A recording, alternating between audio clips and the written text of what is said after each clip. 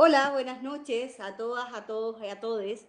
Estamos en el segundo capítulo de lo que hemos llamado la previa constituyente para conversar desde esta candidatura independiente a la Convención Constitucional por el Distrito 5 que hemos levantado desde esta Asamblea Territorial ubicada en el Limarí, con una candidatura a mi nombre, Jennifer Mella Escobar. En el segundo capítulo, muy contenta nuevamente de contar con una abogada de la misma casa de estudio que trabaja en el norte, que es una excelente académica, además magíster, experta en temas de plurinacionalidad, agua. Karen Díaz Campos, bienvenida. Muchas gracias por animarte nuevamente a compartir un live con nosotras. Gracias por la oportunidad de poder conversar y bueno, de poder apoyar tu candidatura desde aquí, desde el norte y bueno, y trabajar desde región y más orgullosa aún de que somos de la misma casa de estudios, ¿no? Entonces ahí nos une un cariño especial. Muchas gracias, Karen. La verdad es que te hemos visto muy activa en redes sociales, apoyando diferentes candidaturas, siempre de mujeres, feministas, también sí. Importante lo que tú dices, regionalizada. Así que mostrando que la realidad de Santiago no es Chile y tampoco nuestras capitales regionales, son toda la región, por lo tanto pasan muchas cosas a lo largo del país, especialmente en nuestro norte querido, tan azotado, digamos, por todas las realidades, y hablábamos recién por la pandemia también, así que feliz de tenerte esta noche y esperamos que también la gente participe, sea algo interactivo y podamos también a través tuyo, principalmente como académica, porque eres súper clara para explicar, también comentar y compartir algunos conceptos súper importantes que queremos llevar a la constituyente. ¿Ya? Vamos a partir entonces, Karen, le pusimos a este segundo capítulo de la previa constituyente plurinacionalidad y agua. Partir preguntándote, cuando hablamos y hemos puesto en la mesa también desde las asambleas territoriales, que queremos una constitución plurinacional. ¿Qué es lo que podemos entender cuando hablamos de ese concepto? Cuando nosotros hablamos de un Estado plurinacional, estamos hablando de un Estado que está compuesto por muchas naciones. Y eso se diferencia fundamentalmente con lo que nosotros tenemos en nuestra Constitución actual. Porque nuestra Constitución inicia desde un espacio fáctico falso, diciendo que nosotros somos una nación entera y que somos solo una. Empieza desconociendo, y así lo han hecho todas nuestras constituciones a lo largo de nuestra historia, nuestra realidad, ¿no? Nuestra realidad cultural es que nosotros, antes del proceso de conquista, nuestro territorio ya estaba ocupado por pueblos originarios. Y el mismo proceso de conquista generó todo un proceso pluricultural, intercultural, es decir, donde se generó una conversación entre distintas culturas, hay gente que habla encuentro de dos mundos, otros que nos hablan de conquista, etcétera, ¿no? A eso nos referimos cuando hablamos de plurinacionalidad. Entonces, cuando nosotros hablamos de tener una constitución plurinacional, en realidad lo que estamos hablando es de una constitución, de una carta fundamental donde nosotros cimentamos todo nuestro ordenamiento jurídico, que lo único que va a hacer es reconocer nuestra realidad. Nuestra realidad es que nosotros tenemos muchas naciones dentro de nuestro territorio, y esto habla tanto de los pueblos originarios, como también habla de todos los grupos migrantes de las poblaciones que constantemente se encuentran en nuestro territorio. Nosotros somos fundamentalmente pluriculturales, sobre todo cuando hablamos del norte de Chile, ¿no? Y podemos hablar de tantas migraciones y grupos humanos que han construido nuestro país. Entonces, el decir que somos una nación, eso es falso. Nosotros somos muchas naciones dentro de un mismo territorio y naciones que conversan. Hemos vivido bajo esto que dices tú como un traje que nos queda chico, que dice Chile es y ha sido una nación, pero dentro de esto ha negado esa multiplicidad de la que tú hablas. Cuando hablamos de multiplicidad y tú te refieres a naciones, pueblos migrantes y también algo muy negado, el pueblo afrodescendiente, ¿hay alguna diferencia entre decir pueblo o nación originaria? En cuanto, mira, internacionalmente, hablar de pueblos, uno está hablando de esta identidad cultural y uno está hablando de territorio y de todos estos conceptos que dificultan un poquito cuando uno reconoce como pueblo. Por esa razón, nuestra ley indígena, que es la única ley donde nosotros reconocemos en algún nivel a los pueblos originarios, los pueblos indígenas, no los reconoce como pueblos y los reconoce como etnias, porque el término pueblo históricamente se le ha visto relacionado con algún grado de autonomía, reconocimientos territoriales, reconocimientos de ciertos derechos históricos que a quienes nos han regido históricamente, a la población chilena, les complica reconocer. Entonces, por eso no lo reconoce como pueblos y lo hace en un criterio muy retrógrado y muy rechazado actualmente, que es reconocerlo como etnias. Nuestra ley indígena nos habla de que nosotros tenemos 9 etnias, actualmente 10 etnias, y yo siempre hablo de esto, ¿por qué hablar de etnias es tan errado? Porque hablar de etnias o lo étnico es aquello que me es ajeno, aquello que me es extraño. Entonces, si nosotros empezamos y creemos que los lenguajes construyen realidades, entonces nosotros estamos negando nuestro propio ser al decir que los pueblos originarios son aquello que nos es extraño, aquello que es extraño a nuestro territorio, que es ajeno. Porque a todo lo contrario, no serían, cuando hablamos de pueblos originarios, y por eso yo prefiero hablar de pueblos originarios, estamos hablando de quienes originariamente se encontraban en ese territorio, o sea, bajo ningún punto ajeno ni extraño. En ese sentido, en el norte de nuestro país, y cuando tú dices, hoy día está compuesto están reconocidos 10 pueblos originarios, el último que se reconoció fue sin reconocimiento de territorio, que fue el pueblo Chango, que era el pueblo costero que habitaba principalmente también esta región. Cuando tú nos señalas esto y también una lo ve, la gente lo ve como súper ajeno, dice, ¿por qué tenemos que reconocer a los demás? O ve una ajenidad en esto cuando tú también hablas de lo étnico. ¿Cuál es para ti la importancia de que se reconozca a los pueblos originarios? El que nosotros neguemos nuestra identidad cultural, y esto es un fenómeno que no solo ocurre en Chile, ha ocurrido en toda Latinoamérica y ha ocurrido en el mundo. Cuando nosotros hacemos una negación de lo que nosotros somos, porque todos nosotros tenemos un componente de pueblos originarios, porque nosotros como que nos trabajaron para creer que es un tema que nos es ajeno y que por tanto no nos tenemos que hacer parte. Nos es propio, es un tema que también es propio en cuanto a nuestra propia identidad. Cuando nosotros hacemos esa negación cultural de lo que nosotros somos, ocurren estos estallidos y estas explosiones culturales que nosotros tuvimos, por ejemplo, en octubre del 2019, ¿no? Y que hemos tenido a lo largo de todo este tiempo, incluso en este tiempo de COVID, ¿no? Aún así hemos tenido varios estallidos sociales.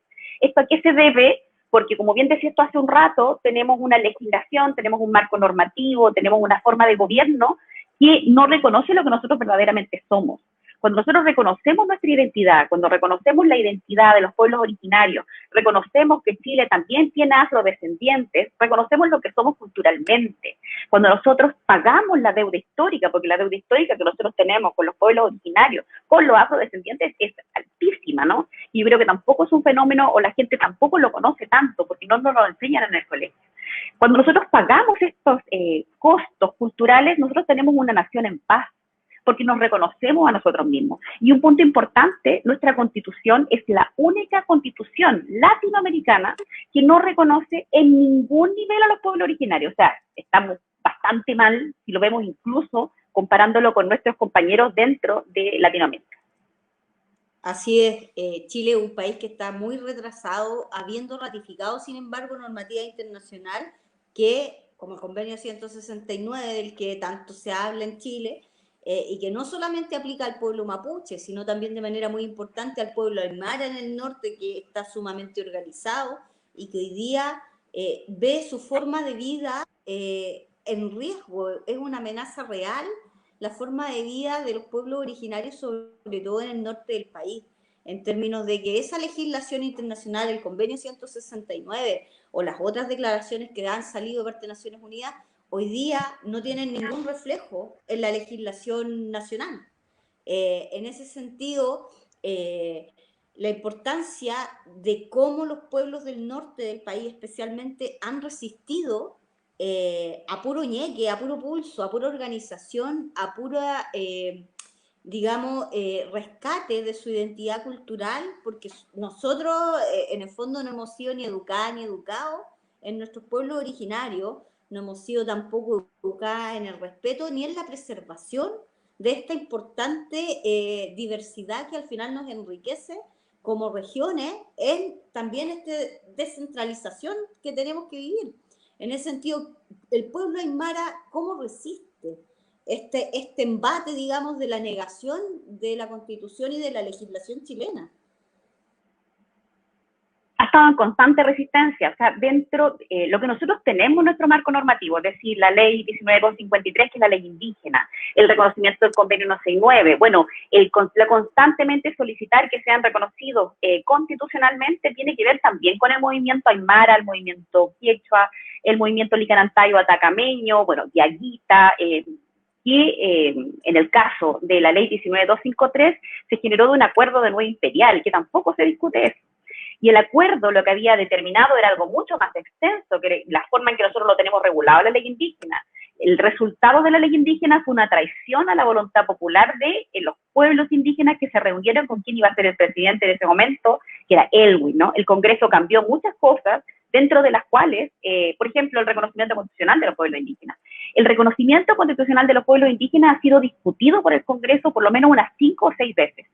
Todas las veces se llega a la misma discusión, a la misma reiteración de este miedo a la autonomía de los pueblos, miedo a que los pueblos busquen independizarse, y con mucha ignorancia que estas discusiones se volvieron a reiterar cuando se estaban discutiendo los escaños reservados, con mucho desconocimiento de lo que nosotros hablamos de los pueblos indígenas. Entonces los pueblos indígenas en el norte de Chile, en el sur, en todo Chile, han resistido de forma histórica los embates de un Estado que lo que ha buscado es negarlos y desaparecerlos, ¿no? Así como integrarlos dentro de esta noción de nación chilena, ¿no? Que es una falsedad, ¿no? Nosotros somos plurinacionales y debemos reconocer, porque esto es muy rico. Cuando nosotros hablamos de la cultura, la cosmovisión de los pueblos originarios, es mucho lo que pueden contribuir a una nueva constitución para Chile, sobre todo en el cuidado de estos elementos de la naturaleza y ya no verlos como recursos, ¿no? Y insisto, sin hablar de todos los procesos que han pasado para buscar invisibilizar a lo indígena, a nuestra identidad indígena. Solo por dar un ejemplo, en el caso del pueblo aymara, en los procesos de chilenización, fueron perseguidos abiertamente y muchos decidieron ocultar su identidad indígena cambiando sus apellidos por apellidos chilenos, lo que hace que la CONADE hoy en día tenga listados de apellidos chilenos que son abiertamente utilizados por el pueblo aymara. Entonces eso es de una crueldad terrible y lo mismo ocurrió con el pueblo afrodescendiente en Arica. Así es, el pueblo aymara en población, en cantidad, en identidad cultural, es uno de los más importantes de nuestro país, ha resistido de una manera muy aguerrida a los embates, al igual que el pueblo de nación mapuche. Sin embargo, hay pueblos que casi han desaparecido hoy día, que ya sus lenguas se han extinguido en nuestro país, y que esta absorción de la chilenidad, digamos, los ha absolutamente aplastado, ha sido al más estilo gringo de ocupación y creer, digamos, que nosotros venimos de Marte y hemos ocupado este país por siempre. Claro, caímos como extraterrestres. Entonces, no tenemos ningún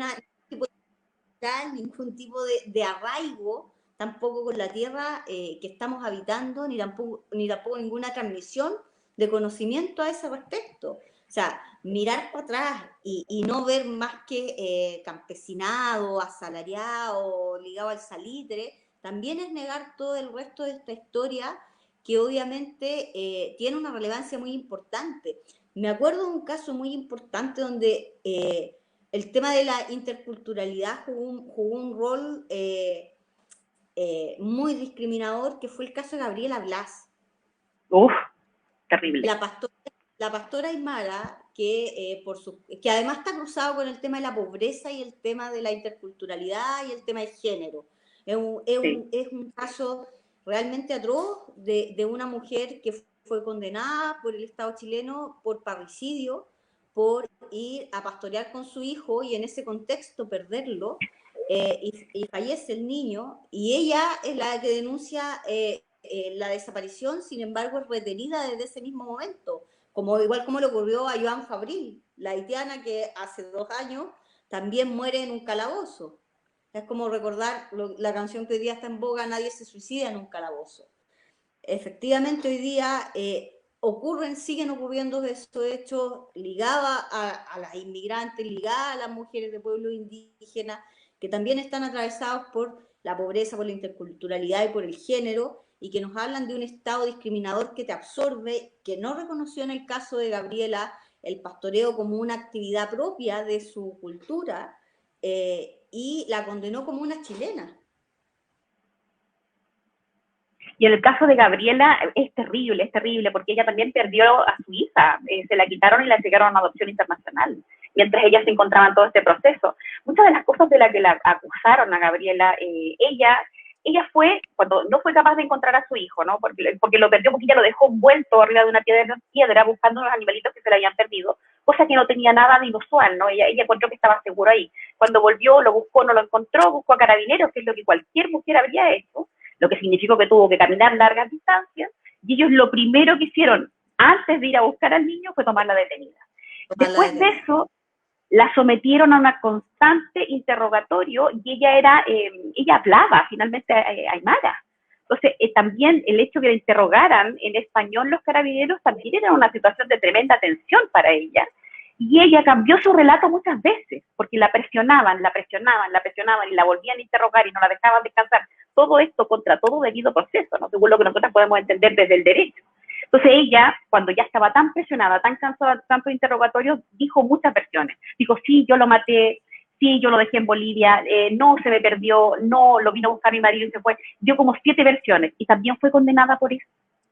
O sea, y eso demuestra, y los argumentos que daba la fiscal en Arica eran espantosos para tratar de decir de que ella no tenía como una conexión cultural con el pueblo aymara porque ella ocupaba toallas higiénicas, porque tenía celular. Sí. O sea, de una vergüenza internacional, y que uno lee, porque yo leí ese fallo, leído los argumentos, es vergonzoso ese nivel de, como dices tú, finalmente, esa indolencia que existe con la mujer pobre y con esa mujer que ven como ajena. Lo mismo ocurre con la mujer migrante, es el mismo discurso y es lo mismo que está ocurriendo. Y que sigue ocurriendo y se sigue replicando históricamente. Parece como que nuestro país y nuestro gobierno no entienden, no aprende de nuestra historia. Así es que hay algo tan terrible que es el Estado, es una política estatal, es cuando decimos la ley a veces es incorrecta, la obligación de la ley no está bien. Me acuerdo que en el caso de Gabriela, que es tremendamente horrible porque efectivamente ella logra recuperar a solo uno de sus hijos, su hija mayor efectivamente nunca la recupera porque se fue en adopción internacional, porque entiende que cuando ella está detenida, la niña no tiene familia que se pueda hacer cargo. Nadie preguntó dónde estaba el papá de esos niños. También hay una tremenda discriminación de género, porque él fue el que la deja irse a pastorear también con su hijo de 4 años. Entonces, una tremenda sobrecarga sobre las mujeres que sigue pesando en las labores de cuidado que nosotros seguimos teniendo a pesar de realizar esta labor de pastoreo, que era su trabajo, que era su forma de subsistencia, y que finalmente todo se termina. El Estado chileno tuvo que llegar a un acuerdo bajo el gobierno de Michelle Bachelet con Gabriela para no ser condenado internacionalmente, porque la comisión le dice, ojo, acá hay otro juicio con condena para ustedes, porque cometieron una discriminación terrible, tremenda. Y finalmente se hace una amistosa que tampoco logra devolverle a Gabriela a su hija, que ya fue dada en adopción internacional, sino solo una reparación chilenizada para ella, porque se le otorga una casa, bajo una cultura chilena, bajo un estándar chileno, un subsidio habitacional, una pensión para ella y su hijo, algo que la sigue desarraigando de su cultura y reafirma lo que tú señalas de negar, aplastar, erradicar todo lo que significa el reconocimiento de la forma cultural de vida de pueblos originarios. Así es. Es que uno se da cuenta, incluso cuando, disculpa que me interrumpa, cuando se hace cuando tú ves cómo se instauran las políticas públicas, es como un diálogo de sordos, porque hay un desconocimiento total de los pueblos originarios chilenos, hay una invalidación del discurso también de cuando conversan con las comunidades indígenas, donde los van a escuchar, pero en realidad no los escuchan, porque no existe un interés de conversar, no existe un interés de generar una política pública que respete la cosmovisión indígena. En el mismo caso de Gabriela, ¿no? Claro, la compensan sin conversar con ella desde una visión desde la chilenidad y le piden una disculpa pública. Después de una cosa que es espantosa de creer y que mucha gente desconoce. Yo creo que hay poca gente que conoce el caso de Gabriela y de la gran falla que comete nuestro Estado y comete la justicia, desde el Ministerio Público hasta el tribunal, y así, ¿no? En un tremendo castigo por una situación que si lo hubiésemos visto desde una mujer privilegiada,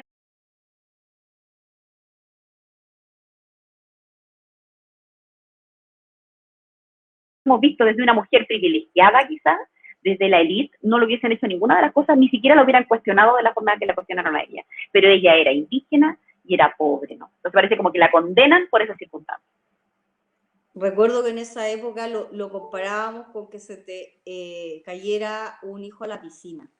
¿Cómo Sí, porque, hubiese sido condenada una mujer con piscina bajo la norma chilena si hubiera habido una condena por parricidio a 10 años de cárcel? Porque a Gabriela se le hicieron 2 juicios, uno peor que el otro, y en los 2 salió sí, condenada, y ella pasó por lo menos 7 años en prisión en una cárcel chilena, y efectivamente condenada, no respetándose su identidad aymara porque usaba, y ese fue un argumento muy fuerte, porque ella se comportaba como chilena porque usaba toalla higiénica. Yo sí, ahí ya toda posibilidad de reconocimiento de dignidad a una mujer desaparecía, era un argumento además misógeno, violento, machista, occidental, que se le aplicó todo el rigor de la ley. Sin embargo, cuando hemos visto los mismos casos, y lo poníamos con el ejemplo que se lamentable, trágico, que se te cayera un hijo a la piscina, nunca iba a pasar lo mismo, jamás. Es lo mismo que hablamos siempre del aborto y la autonomía sexual. Son las mujeres pobres, las finalmente condenadas, y las mujeres ricas, jamás una mujer que se puede practicar un aborto en una clínica va a llegar a una situación de encarcelamiento bajo la norma del Código Penal. es que así es. O Entonces, sea, finalmente todo nuestro marco normativo castiga a la mujer pobre, castiga a la mujer indígena, decir, pero no a este grupo de élite, no a la mujer con mayores recursos, ¿no? Quizá en otros niveles, pero ni siquiera se les cuestiona. Entonces, por eso es que es tan importante que nosotros regulemos el aborto en Chile, lo permitamos, porque van a seguir ocurriendo abortos. Eso es lo que la gente le tiene que tener claro. El tema es que estos sean seguros, que no sean condenados a la pobreza, cuando muchas mujeres en muchos casos no tienen cómo llevar adelante a sus hijos. así es. Han habido otros casos que han sido precisamente al revés, que es uno de los, yo creo que el único caso que el Tribunal Constitucional hace poco ha fallado bien, que es el caso cuando aplicó la ley Rapa Nui, cuando dijo que la ley Rapa Nui no aplicaba por un caso de violencia sexual porque ellos tenían un atenuante dentro de Sí, su autodeterminación cultural. Entonces, ahí también a mí me parece importante marcar el punto cuando hablamos de reconocimiento constitucional, que es indispensable en una nueva constitución, con autodeterminación de los pueblos, con la posibilidad también de autogobierno en muchos sentidos, también hay un límite. No es, digamos, una carta blanca. Y ese límite es el respeto al derecho, a los derechos humanos y al estándar que hoy día tenemos de esos derechos, digamos. Y ahí la ley Rapa Nui implicaba que ese atenuante finalmente no era aplicable porque transgredía derechos de la CEDAW, derechos de la mujer, y que finalmente ahí hay un límite. En cuanto a esos límites, ¿te parece importante que existan? ¿Cuáles podrían ser también otros? sí, en general cuando nosotros hablamos del respeto a culturas de los pueblos originarios, cuando hablamos de respeto de la multiplicidad, de la pluriculturalidad, el límite siempre está puesto en el límite de la dignidad humana, el respeto a la dignidad humana y el respeto a ciertos derechos fundamentales, específicamente la violación a los derechos humanos, es decir, no a la tortura, etcétera, ¿no? Ese es el límite que nosotros podemos poner cuando hablamos de reconocimiento a cultura, a lo plurinacional o lo intercultural, cuando se produce este desarrollo, esta conversación entre diversas culturas. Eso ha sido trabajado a nivel internacional y ese es el límite que debemos poner. Y por eso también el Tribunal Constitucional falla de esa manera, nuevamente también concuerdo contigo, por única vez fallando correctamente en cuanto a esta eximente de responsabilidad que establecía la ley, transgredía principios internacionales de respeto de la dignidad humana, respeto de la dignidad de la mujer, ¿no? Y me parece absolutamente correcto que así sea, y yo creo que así también lo entienden muchos miembros de los pueblos originarios. Así es, hoy día existe una mucho mayor conexión. De hecho, cuando hablamos de repente de nosotras como feministas, hemos tenido también que integrar todos estos conocimientos y aplicar interculturalmente distintos feminismos a nuestro quehacer, o también en los pueblos originarios indígenas, o en algunos sectores, por ejemplo, el Ejército Zapatista de Liberación Nacional, que funciona de una manera también muy feminista y que tiene también ahí unas reglas de paridad bien importantes, o en Bolivia las asambleas plurinacionales, donde También. también muchas feministas se articularon de manera muy fuerte para el reconocimiento también de sus derechos, de las paridades, del respeto de sus propias realidades. También es importante ahí rescatar que los pueblos originarios, los pueblos indígenas, no tienen necesariamente un corte machista, hoy día también están atravesados por el feminismo y por el feminismo originario, propio de sus culturas también. De hecho, sí, en el caso del pueblo aymara, se habla mucho de machismo, ¿no? Pero si nosotros vamos a la cosmovisión indígena aymara, siempre habla el Tzawarni habla del complemento, de hombre-mujer complemento como una unidad, y esta unidad lo habla o lo expande a toda la realidad. Yo, sin ser aymara y con mucho respeto a quienes me han traspasado estos conocimientos, le agradezco que así haya sido. Esto por lo menos me hace entender, y nosotros hemos hecho seminarios acá en Iquique al respecto, donde mujeres aymara han expuesto sobre el feminismo desde la perspectiva de la mujer indígena de los pueblos originarios, ¿no? Es decir, cómo se entiende, cómo atraviesa la idea del feminismo el pueblo aymara, el pueblo quechua, el pueblo licanantaya, en el caso de un colega que trabaja con el pueblo atacameño, ¿no? Entonces, y uno ve finalmente muchas lideresas sumamente importantes acá en el norte de Chile, ahora, por ejemplo, para la constituyente, uno ve muchas mujeres líderes súper importantes y que son quienes constituyen o generan los movimientos indígenas. Y el ejemplo en Bolivia es sumamente potente, donde uno ve mujeres ministras que son claramente indígenas, con absolutamente identidad y sumamente feministas. O sea, ya nosotros estamos hablando de otro pueblo originario atravesado por la idea del feminismo. Me parece sumamente importante.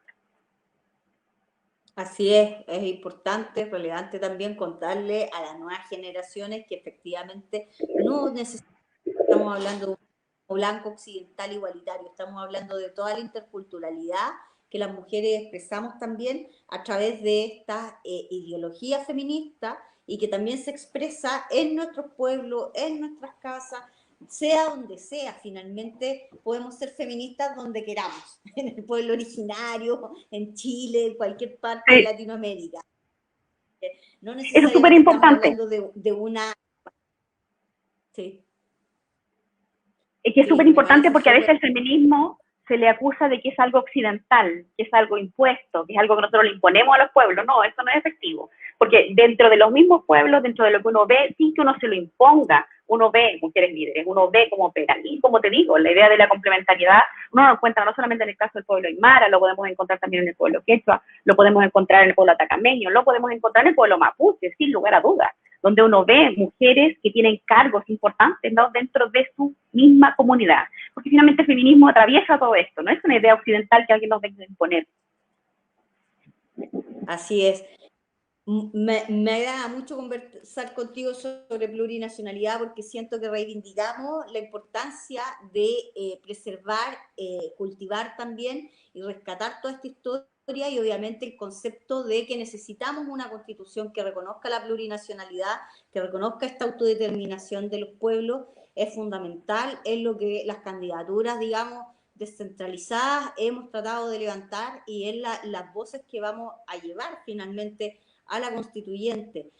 Y obviamente siempre ligado con el feminismo y la mujer. Esa es como nuestro foco finalmente. Me gustaría pasar al segundo tema de la invitación, Karen, y ligarlo con la maravillosa palabra, concepto que le escuché ayer cuando hablaban con Camila, cuando hablan del agua como elemento y no como recurso, que también tiene que ver con los pueblos originarios. Entonces ahí, ¿por qué podemos hablar del agua hoy día como elemento y no como recurso?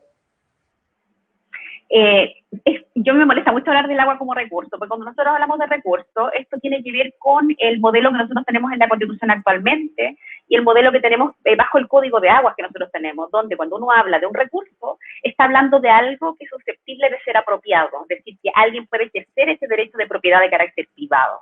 Entonces, cuando nosotros hablamos de elemento, es una idea que mucho más se acerca a la cosmovisión de nuestro pueblo originario, en cuanto estamos hablando de un elemento que configura este círculo de la vida en iguales condiciones como nosotros, ¿no? Donde nosotros no estamos como en la cabeza de la pirámide, sino que hablamos de un círculo, donde todos somos complementarios en esta subsistencia, ¿no? Y eso parece ser mucho más apegado a la realidad.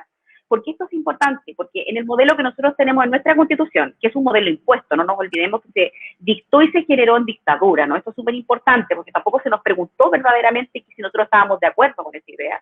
Y es un modelo absolutamente neoliberal que lo que vino a hacer fue permitir que el agua, este elemento esencial para la vida, sea susceptible de apropiación por privados, quienes incluso lo pueden obtener de forma gratuita, y una vez que lo obtienen de forma gratuita, pueden especular con el agua, incluso no dejándola correr libremente, afectando al resto, no solamente de los humanos, no solamente los chilenos, sino todo el ecosistema a fin de ganar o generar mayores recursos. Es absolutamente inmoral. Y eso ocurre en el marco del Código de Aguas de 1981, dictado en dictadura, y de la Constitución de 1980 que permite esto.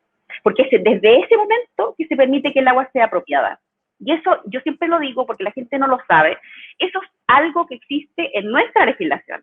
Cuando uno lo cuenta en otros países, les parece sumamente extraño que nosotros transemos el agua en un mercado de agua. Porque en otros lados, y a nivel internacional, el agua está reconocido, o por lo menos el acceso al agua, está reconocido como un derecho humano. Sí.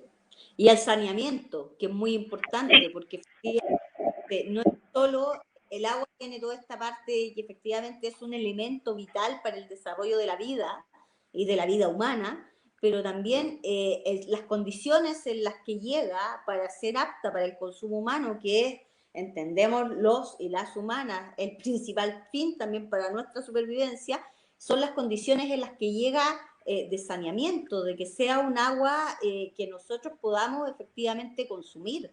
Y esas normas, lo que tú bien dices, se amarraron en la Constitución de Pinochet, se amarraron en el Código de Aguas del 81 y se amarraron de una forma que hoy día en esta región la acción de agua, el derecho a aprovechamiento como una acción, cuesta 6 millones de pesos. Por lo tanto, nada más alejado de un derecho, un recurso o un elemento asequible a todas las personas o a la gran mayoría de nosotras y nosotros.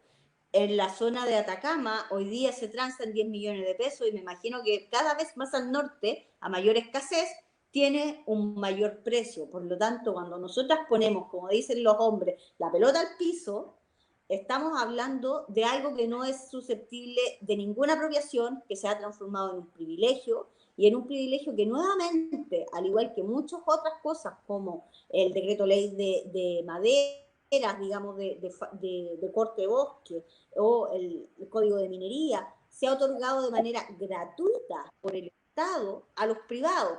Y ellos se han enriquecido especulando y haciendo una cadena con esto que finalmente a nosotros y nosotras nos tiene con suelos degradados.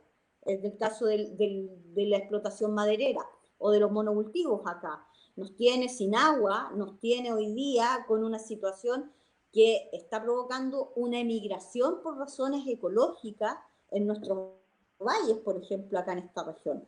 Por lo tanto, el agua no es solamente el acceso y su saneamiento, sino que también ahí se mete la tercera patita, la mercantilización.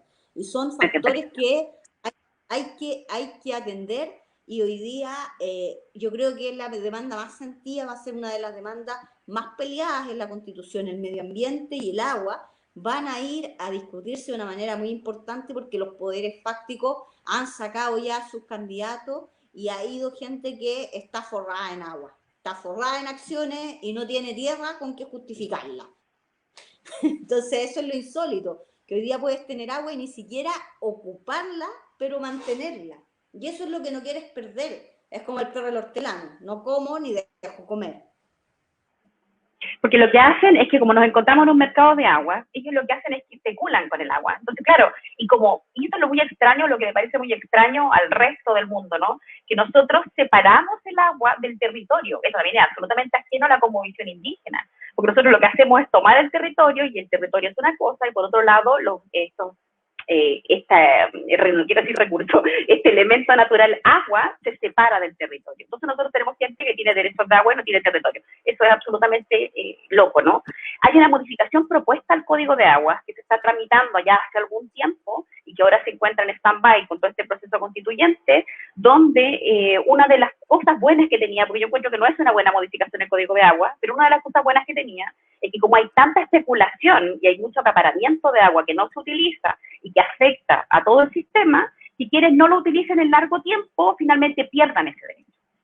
Entonces ahí abrimos una puerta más, ¿no? Que se caduquen. Pero actualmente no, se caduquen por el no uso. Como derecho real, apropiable, está hoy día consagrado así constitucionalmente, que pueda ser apropiable y su titular lo pueda mantener mientras, digamos, quiera, depende solamente de su voluntad, no hay ningún tipo de caducidad, ni tampoco ningún tipo de ejercicio, por ejemplo, del abuso del derecho, que debería existir también en términos de cuando tienes derechos de agua o los mal utilizas, o también, por ejemplo, la gente, los grandes empresarios llegan con una sonda, meten al lado de una napa de una PR, secamos el APR, pero tenemos agua para regar nuestros paltos. Entonces, finalmente, hoy día acá el control de lo que es la DGA es absolutamente insuficiente en cuanto a los pozos y además la regularización que se ha permitido a través del artículo transitorio número 2 del Código de Agua, que una como abogada lo ve y quien puede acceder a eso nuevamente es quien puede pagarse la acción de 6 millones, porque tienes que pagarte un estudio a través de la DGA, tienes que pagarte luego un juicio civil para obtener una regularización, aunque sea una cuenca sobreexplotada. No hay ningún respeto aquí de que nuestras cuencas hidrogeológicas han sido declaradas como agotadas hace ya bastante tiempo. De hecho, tenemos decretos que se vuelven a dictar para poder seguir otorgando pese a ese agotamiento. Porque acá nosotros la cuenca hidrogeológica del Tamarugal, nosotros tenemos aguas por Napa acá en el norte de Chile, se encuentra cerrada desde el año 2009 y desde el año 2009 no se constituyen nuevos derechos. En ese aspecto es positivo, siempre y cuando no lo veamos desde el punto de vista de los pueblos originarios, porque también la gran mayoría de los pueblos originarios, o una gran cantidad, no puedo decir la gran mayoría, de miembros de los pueblos originarios no tienen título inscrito porque hacían ejercicio ancestral del uso de agua. Y muchos incluso se negaban a inscribirlo para no reconocer como al Estado chileno, ¿no? Como quien le entrega ese derecho que ellos ejercían. Pero en la realidad esta cuenca se encuentra cerrada y se encuentra cerrada porque al año 2009 la Dirección General de Aguas determinó que la explotación que se estaba haciendo de la napa estaba siendo excesiva y que eventualmente, creo que era como al año 2030, se iba a secar esa napa. Y otro problema que también se da en el caso de aguas subterráneas, que en el norte de Chile, es que no solamente se agota la napa, sino que se contamina la napa. Entonces, la calidad de agua que está saliendo de la napa es mala y uno lo puede ver, o por lo menos lo que me comentan a mí los miembros de pueblos originarios que todavía producen en el interior, es que cuesta la producción, ¿no? Y que muchas veces, entre más siguen ocupando el agua viene mala y la producción se está dando más mala, ¿no? Me imagino que a ustedes debe pasar, me llama la atención que a ustedes no se regule, no se permita, o se siga permitiendo que se sigan incidiendo derechos, por solamente presión de los poderes fácticos. Así es, claro, porque esta zona se ha vuelto, como lo hemos bautizado, el nuevo Petorca. Tenemos nosotras y nosotros acá comunas como Montepatria, que son cordilleranas, que se llama Montepatria la comuna de los Valles Generosos, y hoy día de Generoso solamente tiene los cerros plantados con monocultivos de cítricos y paltos, lo que ha venido a introducir estas especies y a degradar los suelos de una manera muy violenta, muy rápida, porque se instalan de un día para otro. Es igual como arman un edificio hoy día. Tú ves, ahí está todo plantado, se hacen los camellones, listo, nos tiramos.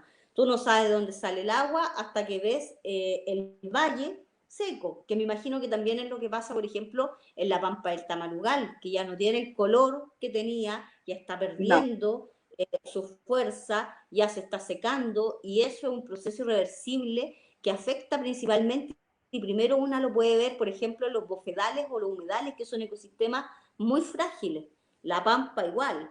Luego lo vamos a empezar a ver ya en nuestra flora silvestre, y luego lo vamos a empezar a sentir en la nariz, porque el aire es más seco, ya no tenemos la misma oxigenación. A mí me pasó, fuimos a Salamanca y la verdad es que allá pocasa agua, Mina Pelambre haciendo su gran trabajo, consumiéndola toda, pero el clima, la desertificación hoy día, lo que nos golpea, lo que hablábamos al principio, que yo te contaba, la emigración ecológica que se ha producido acá, es un proceso muy fuerte. Me acuerdo que se ha nombrado con Barbalá y Montepatria las ciudades sin hombres, porque ha salido la gente a trabajar finalmente, se han quedado las mujeres sosteniendo los hogares, los microemprendimientos, y ya no hay cómo vivir de la agricultura, ya no hay cómo defenderse. En un momento los agricultores se transformaron en viñateros, en vitivinícolas, ahora se están transformando a otra cosa, pero finalmente no hay ninguna distribución ni manejo, como se dice, el manejo coordinado de una cuenca completa que considere de cordillera a mar para que finalmente el agua también siga su ciclo, es algo sumamente importante en ecosistemas frágiles y ya desérticos o semidesérticos. Ayer, en otra conversación que tenía con Camila, que es candidata constituyente de acá de Tarapacá, nos conversaba un geólogo, que es amigo que habla, Pablo Oliva, y él nos comentaba que lo que se debiera hacer es que nosotros debiéramos tener gestiones en cada cuenca, ¿no? Respetando cada uno de los elementos naturales que ocurren en cada cuenca hidrogeológica, entendiendo cada una y cómo funciona a fin de que ésta se pueda rellenar, ¿no? Porque nosotros estamos sobreexplotando el agua a nivel nacional. Ahora, hoy estaba leyendo en la tarde un artículo que hablaba, bueno, como las causas de por qué se produjo el estallido social, una de las tantas causas, y hablaba que el modelo económico chileno, que se mostró como un modelo tan exitoso, ¿no? Como a principios de los 90, tiene una gran falla, y la gran falla que tiene es que nosotros no producimos. Nosotros solo extraemos productos naturales, extraemos minas, etcétera, y eso es un modelo que no es sostenible en el tiempo. Entonces, incluso antes del estallido social, nuestro modelo ya estaba decayendo, modelo económico en cuanto a recursos nacionales que se podían proporcionar. ¿Y por qué? Porque nosotros no producimos, es decir, nosotros extraemos el cobre, pero después de eso lo entregamos a terceros y compramos ese mismo cobre trabajado por un tercero. Eso es ilógico. Es ilógico. Y eso genera esta crisis económica en la que nosotros nos encontramos nuevamente acrecentada por el fenómeno COVID. Pero es algo que nosotros tenemos que buscarle una solución, conversarlo a nivel nacional, porque claramente el modelo económico en que estamos funcionando ahora no funciona. Nunca funcionó muy bien y ahora funciona aún peor. Así es. Y no es solo ahora, somos un país que ha estado acostumbrado a vivir así. Sacamos carbón, se acabó, sacamos salitre, sacaron el sintético, sacamos plata, después se encontró en otros lugares más barata, ahora sacamos cobre, y claro, nosotros deberíamos estar nadando en plata, pero finalmente eso tampoco ocurre porque exportamos el cobre en bruto y lo importamos en todos los productos sin hacer jamás una industria ni una manufactura que nos daría efectivamente, además, desarrollo científico, innovación. Fue el día de la niña y la mujer en la ciencia ayer y hablábamos nos abordábamos que la ciencia sigue siendo un campo minado para las mujeres porque tampoco hay un desarrollo científico y tampoco en el país hay un desarrollo científico mayor, pero no hay ningún tipo de producción que nos permita decir tenemos liceos técnicos que van a desembocar también en universidades o estamentos técnicos que van a preparar a todos los productos que vamos a hacer en el país, porque no hacemos productos, pues exportamos salmón, exportamos arándanos, exportamos palta, exportamos cobre, exportamos madera y importamos la plancha hecha de madera, igual hecho. Entonces, acá en el país se nos ha quitado esa posibilidad de hacer cualquier tipo de industria, cualquier tipo de desarrollo, y eso finalmente solo engorda a unos pocos que están en las nubes y nos mantiene a todos en la base con unos sueldos que no tienen ninguna relación ni siquiera con la ética, ni tampoco con lo que deberíamos estar de acuerdo a un estándar. Por último, de decir estamos en la OCDE, paguemos un sueldo OCDE. Entonces, y ahí las mujeres vamos peor todavía, porque cuando hablamos de la falta del elemento del agua, también nos impacta desproporcionadamente a nosotras. Nosotras acá vivimos la realidad de los camiones aljibe, que va a ser una realidad que cada vez se va a multiplicar más. Hace poco salió un fallo de la Corte Suprema que aseguraba, a raíz del conflicto del melón, 100 litros de agua por persona al día. ¿Tuviste la oportunidad de verlo? No, 100 litros como en esa comuna, finalmente donde viven ustedes. No, en el Melón, que es un poquito más al sur, a raíz de también de un conflicto minero, les aseguraba, de la mina El Soldado, les aseguraba porque la mina había precisamente hecho pozos profundos que había determinado que se empezaran a secar las napas de los aperos. Por lo tanto, la Corte Suprema determina que la cantidad mínima de agua que tiene que consumir una persona al día son 100 litros diarios, lo que es nada, pero que finalmente hoy día tampoco se cumple en nuestras provincias. Hemos andado consultando por comunas como Punitaqui, al interior de Canela, donde no llega, que son muy dispersas.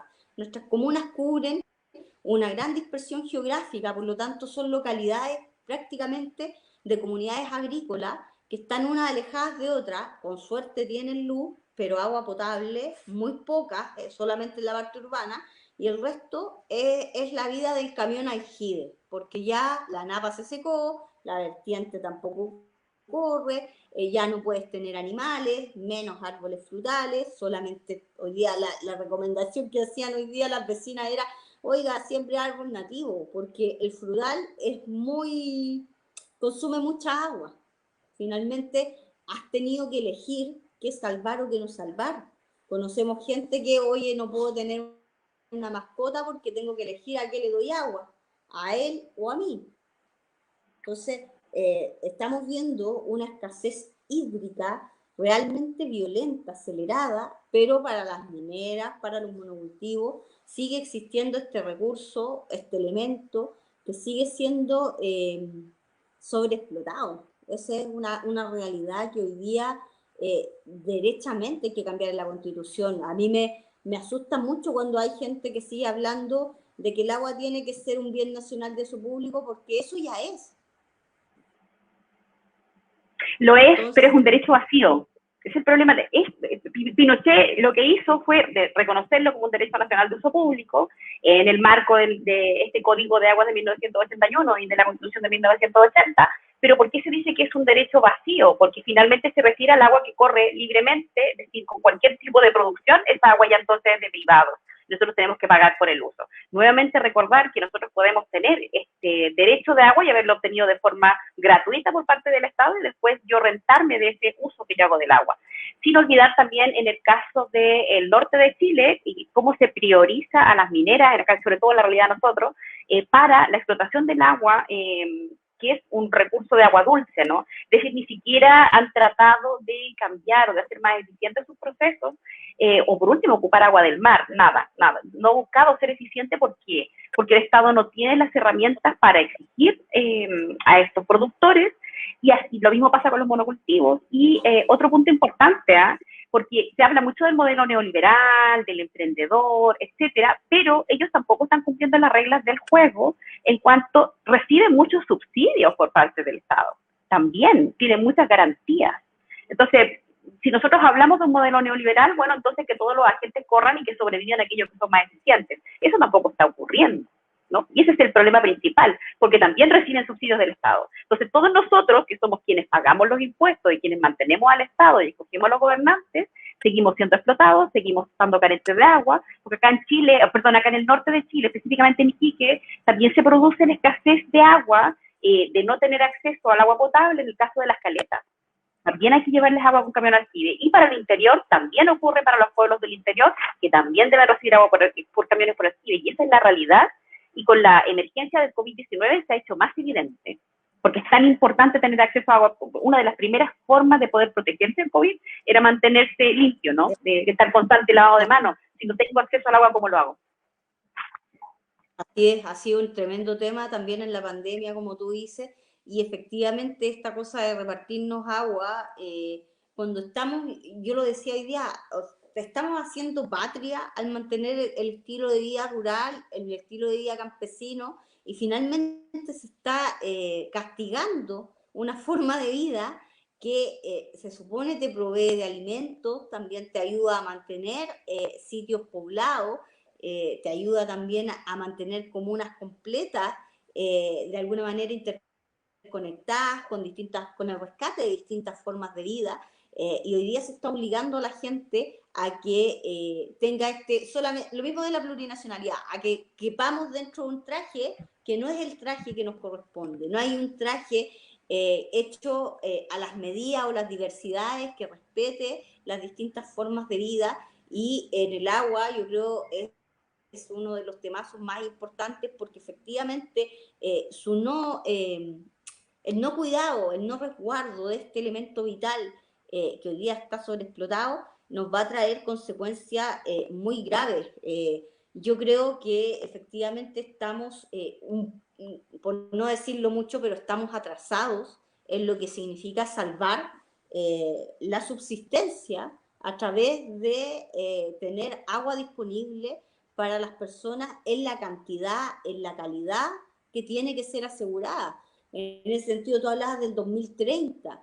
Sí, ¿qué nos va a pasar? Quedan 9 años para el 2030. ¿Cómo vamos a poner el freno para que este agotamiento no ocurra, no desaparezca, la pampa no desaparezca? Por ejemplo, acá llega mucho tomate ariqueño todavía, que efectivamente es por el clima. Por el clima se puede producir eso, pero ¿hasta cuándo va a resistir la agricultura ariqueña el embate de la sequía?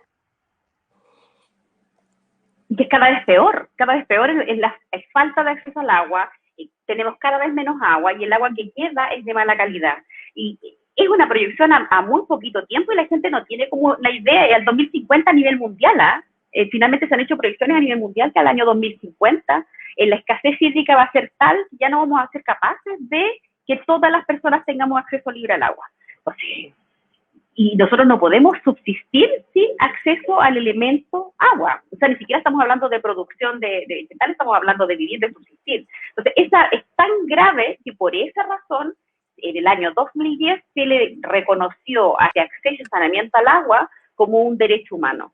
Y esto significa que nosotros debiéramos cambiar nuestra forma de pensar el agua como un elemento explotable y entender que es un elemento de la naturaleza y que es vital para la subsistencia del planeta. Ese es el punto principal, porque a eso nosotros también tenemos que sumarle no solamente la sobreexplotación que se hace del agua por nuestros productores aquí en el norte de Chile, sino también el fenómeno del cambio climático, donde ya nos encontramos, y aparte que también es importante decir que creo que las reservas de agua de Latinoamérica creo que representan como un 30% de las reservas mundiales de agua dulce, para una proporción del 8% de la población mundial, lo que quiere decir que si nosotros distribuyéramos el agua correctamente, todos tendríamos suficiente agua.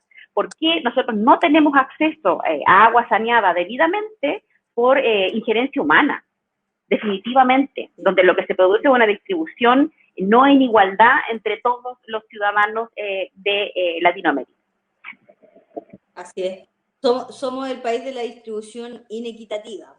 En ese sentido, nos toca y somos el mal ejemplo y el mal vecino en términos de poder decir, estamos perdiendo el agua a una velocidad abismante. De hecho, el otro día veía ya había fallado la sonda en Marte que estaba buscando agua. O sea, ya la estupidez humana ha llegado a que, oye, vamos a toda el agua de aquí, vamos a buscarla a otro planeta, para que efectivamente si tenemos que arrancar de acá porque lo hacemos tira, vamos a otra parte a hacerlo tira. O sea, ya el punto de no retorno en términos de tratar de cambiar nuestro estilo de vida, no importa tanto cómo ver de dónde encontramos más agua o hacemos agua. No sé qué es lo que se pretende con este tipo de investigaciones de buscar agua en Marte, cuando en realidad el agua que hay acá, efectivamente, como tú bien dices, debería de alcanzarnos. Latinoamérica, los glaciares, los hielos eternos, todo habla de que efectivamente en el sur, por ejemplo, en la 11ª región, hay una cantidad de europeos a un mercado tremendo de comprar parcelas de agrado como método de supervivencia finalmente. Sí.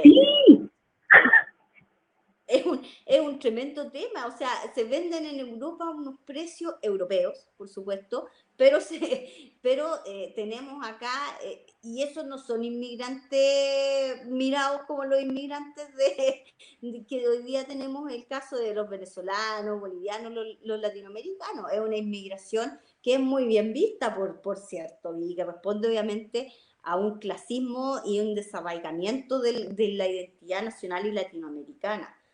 Karen, para terminar, no me gustaría dejar de mencionar y conversar contigo un poco lo que está pasando en el límite norte de nuestro país, que yo entiendo, no es tan popular, no es un tema que muchas veces sea bien recepcionado, al igual que la plurinacionalidad.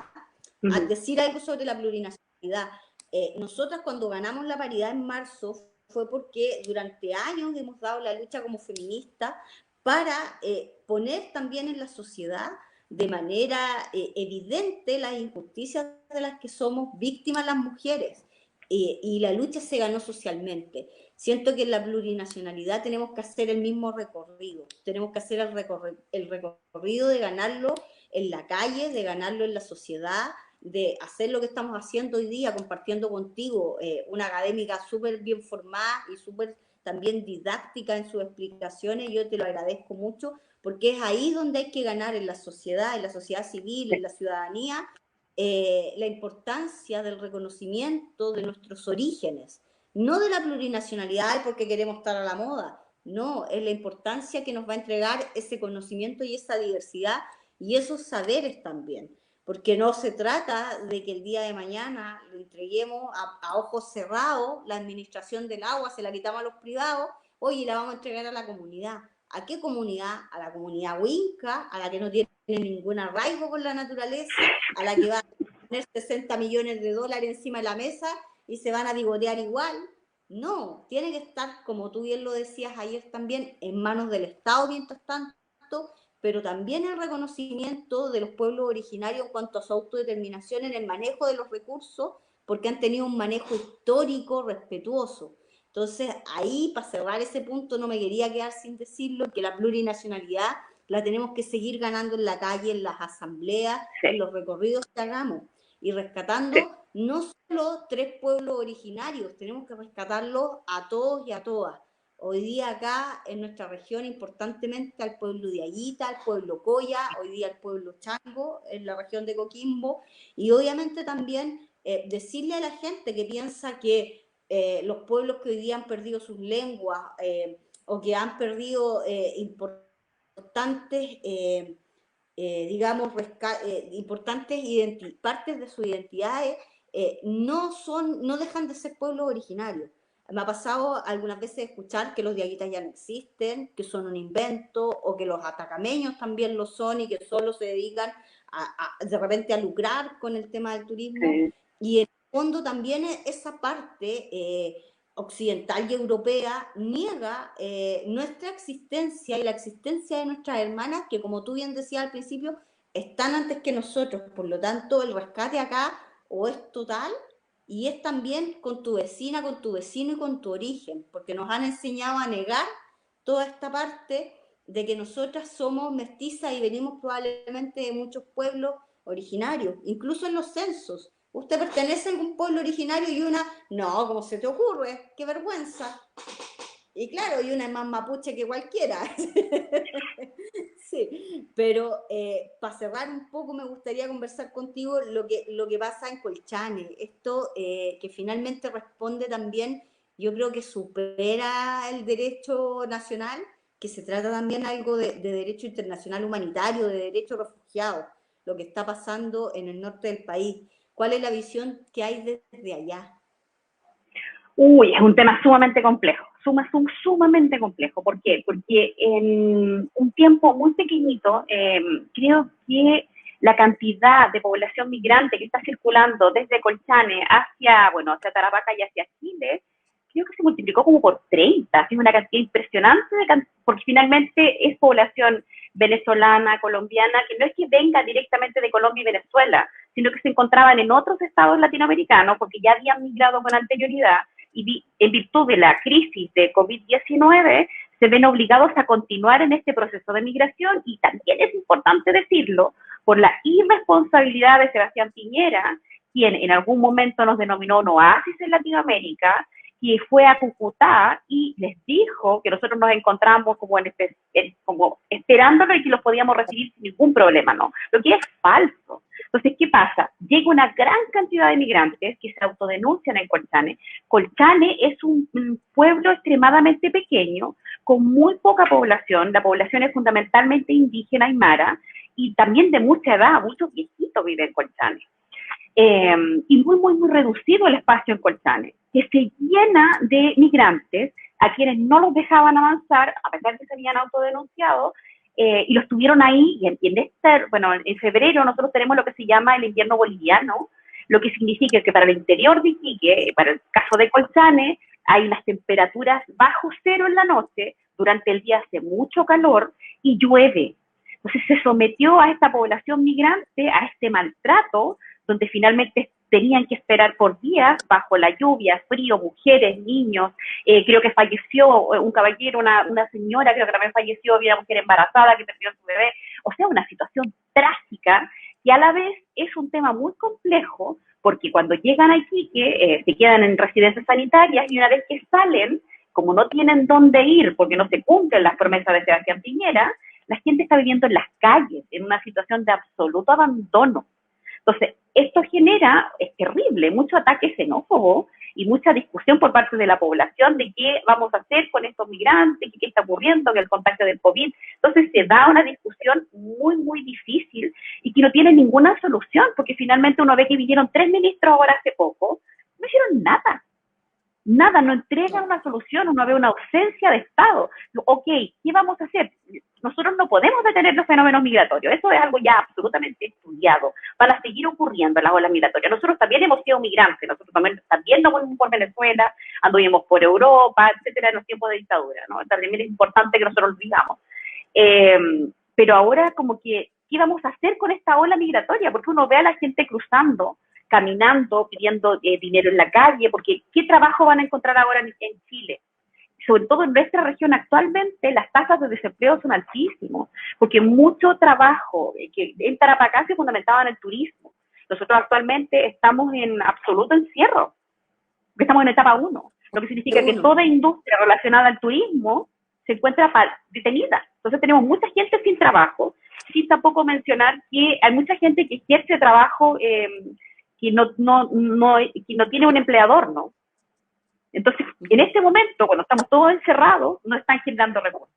Entonces, sumémosle a esto la ola migratoria y sumémosle la absolutamente ausencia del Estado, donde lo que responde el gobierno de Sebastián Piñera es que van a empezar a expulsar extranjeros y para tratar yo creo, de tomar una medida que parecía ser como para que la gente se sintiera feliz, tomaron un avión y expulsaron a 100 extranjeros hacia sus países de origen.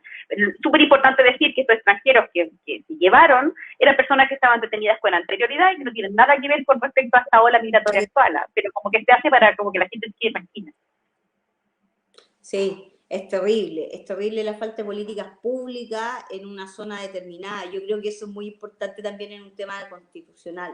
El reconocer que hoy día cada región, cada sector necesita políticas descentralizadas, autonomía para tomar decisiones de manera rápida y ejecutarlas, autoridades con facultades para esto. O sea, vamos a elegir por primera vez gobernador regional y cuando lo elijamos nos vamos a dar cuenta que efectivamente de las facultades que se supone tenía que tener, va a tener muy poquitas, ni siquiera la autonomía financiera. Va a seguir eso en manos del intendente, va a ser solo una autoridad administrativa de rango medio. ¿Para qué? Ojalá que sea tan solo 2 años y que los siguientes 2, efectivamente, bajo una nueva constitución, bajo nueva norma de descentralización, que lo único que tenemos claro es que vamos a seguir siendo una república, pero vamos a tener que cuestionarnos si vamos a ser un Estado unitario o un Estado federal, si vamos a descentralizar, vamos a regionalizar y vamos a efectivamente ocupar políticas públicas diferenciadas, acordes a cada realidad del país. Estamos hablando de la región, digamos, de la primera región de nuestro país, de la región que recibe y que limita con 2 países, en este caso. Por lo tanto, necesita una atención especial, necesita una política pública fuerte, necesita normas claras y obviamente hoy día en este estado de alerta sanitaria necesita una respuesta eficaz a esa alerta sanitaria que se está agudizando por la llegada así masiva y además inhumana las condiciones de tantas personas. Veía el caso de la mujer haitiana que había estado sangrando 24 horas y me preguntaba yo, ¿dónde están los Provida acá salvando el feto de esa mujer? ¿O solo vamos a proteger un determinado feto en este país? Entonces, ahí es donde tú ves la incoherencia, que efectivamente son muy fuertes en Chile, la desigualdad, volvemos al tema, mujer pobre, si le sumas migrantes, si le sumas pueblo originario, si le sumas, por último, regionalizada, ya aplicas unas discriminaciones bastante fuertes, que son difíciles de soportar en este estado que Piñera bien definió como un oasis para él, y al que responsablemente invitó a todo el pueblo latinoamericano en la frontera de Colombia con Venezuela. Nos quedamos con esa preocupación. Yo creo que también hay que informarse, hay que difundirlo, y nuevamente hay que ganarlo vía asamblea, vía sociedad civil. Hay que estar ahí compartiendo el conocimiento con respecto a la migración, reconociendo también siempre que nosotros efectivamente fuimos un país de migración forzada durante por lo menos 17 años, y que eso debiera hoy día tenernos con una disposición muy distinta a la que se ve, nos ha construido el individualismo y el capitalismo brutal de estos 30 años. Nada más que agradecerte, pedirte unas palabras finales para poder cerrar este segundo capítulo. Finalmente yo muy agradecida, Karen, ha sido como siempre una grata conversación. Yo creo que tanto yo como la gente que te escucha aprende mucho, así que muchísimas gracias, y pedirte unas palabras finales para cerrar este capítulo de la previa constituyente que le hemos puesto, para que después cada una se vaya a tomar algo y a conversar en su casa, y también dejar invitadas a todas para la próxima semana. Vamos a seguir haciendo este espacio. Creemos que es importante seguir conversando desde nuestros encierros, pero también seguir organizándonos y seguir también haciendo la resistencia. Bueno, darte las gracias por la oportunidad de poder conversar en un territorio que, bueno, del que yo soy, pues yo no nací en Ovalle, pero yo vivo acá en el norte de Chile hace mucho tiempo, entonces también me es importante encontrarme con mi gente, con mi tierra, así que te doy las gracias por esa oportunidad. Y quería también comentar algo, porque también lo que se da, ¿por qué se da tanto el discurso xenófobo acá en el norte? ¿Por qué se da este como odio incluso al migrante? Nosotros también estamos muy abandonados, ¿no? Porque a nivel, y esto tiene que ver con la necesaria descentralización de Chile. Nosotros acá en Tarapacá tenemos un hospital, que es el Hospital de Iquique. Y el Hospital de Iquique está para todo el Tamarugal, para todo Tarapacá, es decir, para Iquique, para Alto Hospicio, que tiene gran cantidad poblacional, para Pica, para Colchán, etcétera. Todo llega a nuestro hospital, que es un hospital pobre y que no es capaz de cubrir todas estas necesidades. Entonces tiene que ver con, había un momento de un cómic, que por supuesto que era de crítica social, donde mostraban a un multimillonario que acaparaba todo el dinero del mundo, y tenía el migrante y el trabajador chileno, y el trabajador chileno le daba 2 pesos y al migrante le daba medio peso. Y le decía al trabajador chileno, cuidado, porque el migrante te va a quitar 1 peso, y él tenía como 200, ¿no? Esa es la realidad de nuestro Estado. Entonces, ¿qué hace el discurso que viene a nivel central, o finalmente la falta de Estado? Hace que la gente culte al migrante porque se ocupan ciertos recursos para poder ayudarlo en esta situación de emergencia sanitaria mundial. Pero la discusión que debiéramos dar es por qué tenemos solo un hospital, por qué tenemos tan pocos recursos destinados a una región que tiene ya gran cantidad de población, que produce mucho capital para todo Chile, ¿no? Por la producción minera que se da en esta región. Entonces yo creo que ese es el punto que nosotros vamos a tener que discutir, o que van a tener que discutir los constituyentes cuando generen una nueva constitución. Descentralizar Chile, preocuparse, generación de políticas públicas, donde no se, porque como que se nos echa tierra al conflicto y como que nadie se entera si no es en Santiago. Y eso no puede ser. Bueno, nosotros estudiamos en Santiago, pero nosotros venimos de regiones. Entonces, es importante que hayamos vuelto a nuestros territorios y estemos discutiendo desde nuestros territorios, desde lo que nosotros necesitamos y lo que está ocurriendo. Y yo espero que esta emergencia en la que estamos ahora acabe pronto, ¿no? Y que de verdad le demos una verdadera solución a todo este problema migratorio, que a todo esto creo que tiene que tener una solución que no solo tiene que venir desde el Estado de Chile, tiene que ser de todos los estados latinoamericanos en solidaridad con los migrantes latinoamericanos. Y nuevamente muchas gracias, y gracias por esta instancia, me gustó mucho la conversación. Muchas gracias, Karen. Me quedo con esas palabras, con la integración y la solidaridad latinoamericana, que es un elemento nuestro, en nuestra zona, al que siempre apelamos de distintas maneras y que obviamente es una fortaleza. Y así tiene que ser entendido y aprovechado. Finalmente, esa es donde también tenemos que poner el punto y también nosotras como feministas, nuestra sororidad a disposición de concretar esa solidaridad latinoamericana. Así que muchas gracias, un tremendo abrazo.